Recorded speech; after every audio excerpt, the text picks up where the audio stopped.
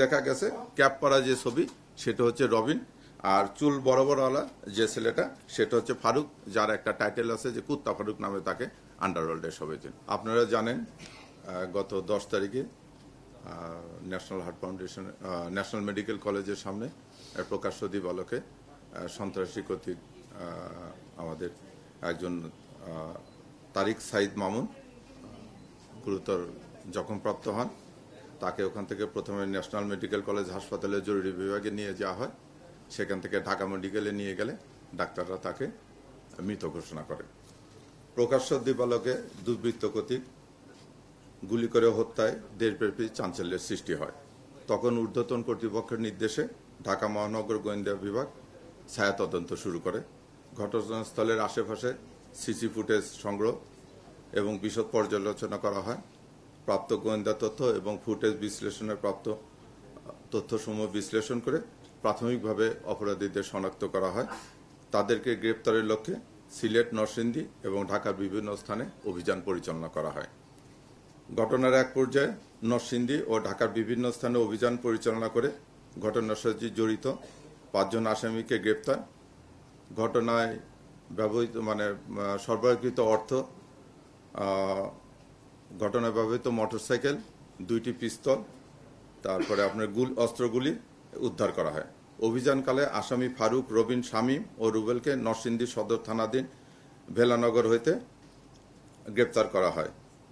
গ্রেপ্তারকৃত আসামিদের তল্লাশিপূর্বক ফারুক ও রবিনের হেফাজতে থাকা 1,53,640 টাকা উদ্ধার করা হয়, যা আসামি ফারুক ও রবিনকে সন্ত্রাসী রনি হত্যাকাণ্ডের পারিশ্রমিক হিসেবে প্রদান করে।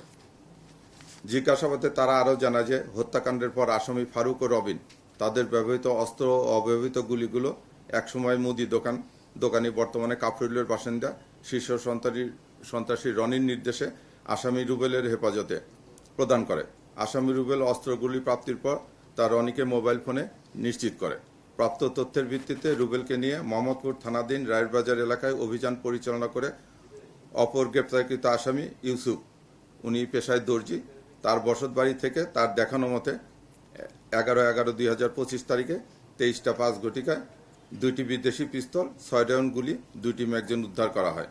গ্রেপ্তারকৃত আসামি ইউসুফ এবং রুবেল জানায় যে ঘটনার দিন 10/11/2025 তারিখে আসামি রুবেল অস্ত্রগুলি ভর্তি একটি ব্যাগ ইউসুফকে হেফাজতে রাখার জন্য বুঝিয়ে দেওয়া যায়।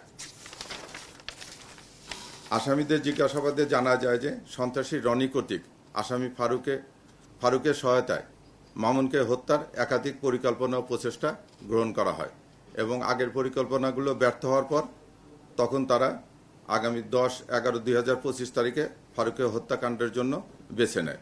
ওই দিন নিহত মামুনের মামলায় হাজিরা দিন ধার্য ছিল। পরিকল্পনা বাস্তবায়নের লক্ষ্যে ঘটনার পূর্বের দিন অর্থাৎ 9/11/2025 তারিখে সন্ধ্যার দিকে সন্ত্রাসী রনি তার নিজ বাসায় অপর সন্ত্রাসী রবিনকে ডেকে নেয়। রনি জানায় তার সঙ্গে ফারুক, সুমন, কামাল সহ আরও 2-1 জন থাকবে, তারা মামুনকে হত্যা করবে। তখন রবিন রনির এই প্রস্তাবে রাজি হয়।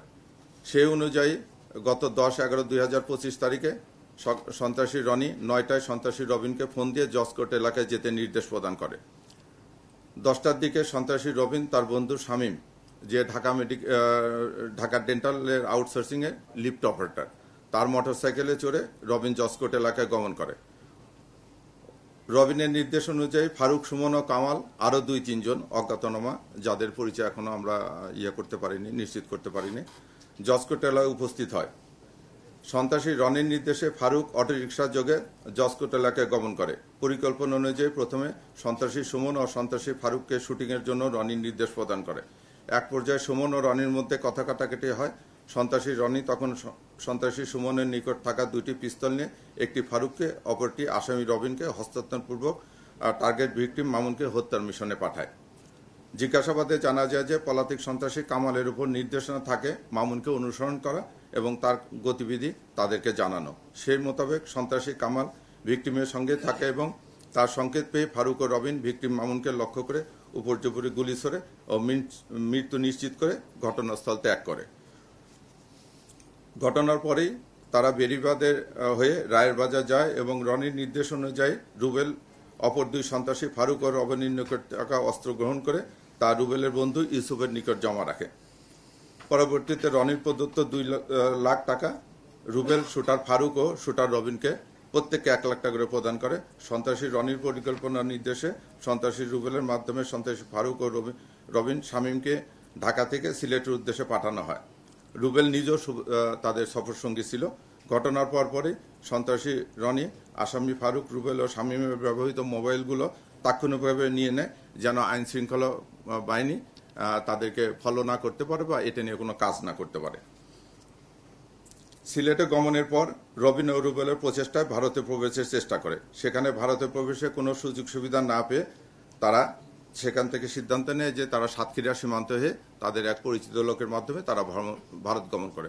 তারা ফেরার পথে সিলেট থেকে রওনা হওয়ার পথে আমরা তাদেরকে নরসিংদী থেকে গ্রেপ্তার করা হয় একটি বাস থেকে। আপনারা জানেন যে ছবি দেখা গেছে, ক্যাপ পরা যে ছবি সেটা হচ্ছে রবিন, আর চুল বরাবরওয়ালা যে ছেলেটা সেটা হচ্ছে ফারুক, যার একটা টাইটেল আছে যে কুত্তা ফারুক নামে তাকে আন্ডারওয়ার্ল্ডের সবাই ছিল। এই ছিল আমাদের উদ্ধার কাজ। এইরকম একটা চাঞ্চল্যকর ঘটনার আমরা মোটামুটি